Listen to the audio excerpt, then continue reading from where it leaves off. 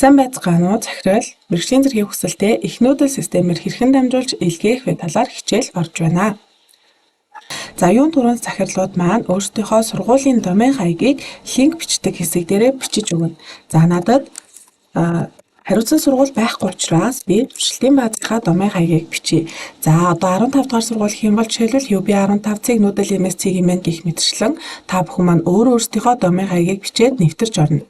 За үүний дараагаар захирал болгонд эрх нэгэд хүчгсэн байгаа захирал 1 2 3 гэдэг паспорттай. За хэрвээ солисон бол захирал өөрийн тухайн эрхээрээ нэвтэрч ороод их нүүдэл систем рүүгээ хандна. За ингээд хандсны дараа манай хянах талбар гарч ирнэ. Баруун дээд булангийн хэсэг дээр байгаа хүний айкон дээр дарахаар хувийн мэдээлэл гэсэн зэс гарч ирнэ. За хувийн мэдээлэл гэсэн зэсэн дээр дараад та энэ дээр байгаа овог, нэр, регистрийн дугаар, утасны дугаар, ялангуяа энэ мэйл хаягийг маш зөв болгож эхлээд хадгалах ёстой байгаа. За овог, нэр, мэйл хаягаа шалгаад хадгалсныхаа дараагаар энэ баруун талд байгаа их нүүдэл нэгдсэн системд бүртгүүлэх гэдэг цэсэн дээр дарна.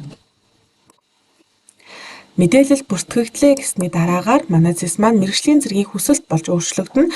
За одоо энэ товчон дээрээ дараад мэргэжлийн зэргийн хүсэлт илгээх талбар руу шилжиж орж байгаа гэсэн үг. Ерөнхий боловсролын захирал гэсэн энэ талбар дээр бүртгүүлэх өгсөн төлөв харагдаж байгаа бол та тухайн талбар дээрээ шууд дарж ороход таны бүртгэл үүсгэх ёстой материалуудаа хавсрах ёстой талбар маань нэгднэ. Аймаг, сум, сургуулийн мэдээлэл бол таны бүртгэлээр гараад ирнэ. Хамгийн түрүүнд анхаарах зүйл нь цээж 6 заавал оруулах шаардлагатай. Цээж 6 оруулсны дараагаар овог, нэр, регистрийн дугаараа дахин шалгаад засварлах шаардлагатай бол үнээрээ засварлах боломжтой. Мэдээлэлээ бүртгэхдээ тайлбаруудыг сайдаар уншаад хавсрах файлуудаа шалгах хэрэгтэй. Магадгүй та файл хавсрахгүй дараагийн шат руу орчих юм бол таны дутуу мэдээллүүдийг улаан өнгөтэйгээр харуулна. Файл маань бол 25 мегабайтаас ихгүй файл байх ёстой. За зураг болон PDF байх хэрэгтэй. Магадгүй энэ дээр та файлаа хавсраглаа.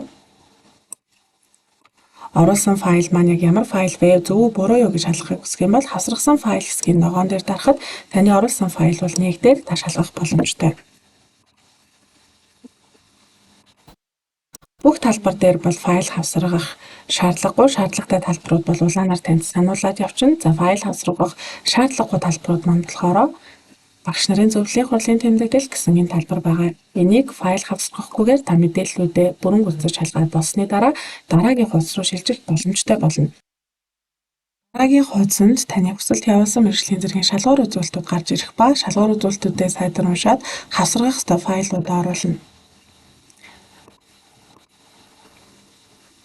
Та мэдээллүүдээ баг багаар цуглуулж байгаа бол яг тухайн мэдээлэл хүртлээр хадгалаад үлдээж болно. Бүх файлуудаа оруулж дуусны дараа бүртгэл дуусгах гэдэг товчон дээр дарахад таны дутуу файлууд улаан өнгөтэй болж харагдана. Энэ хүртлээр баг багаар мэдээлэлээ бэлдээ гэх юм бол та үнийгээ хадгалаад үлдээж боломжтой. За эсвэл тухайн бүртэн оруулаад бүрэн гүйцэд болсны дараа хадгалаад бүртгэл дуусгах товчийг дарахад таны бүртгэл дуусна.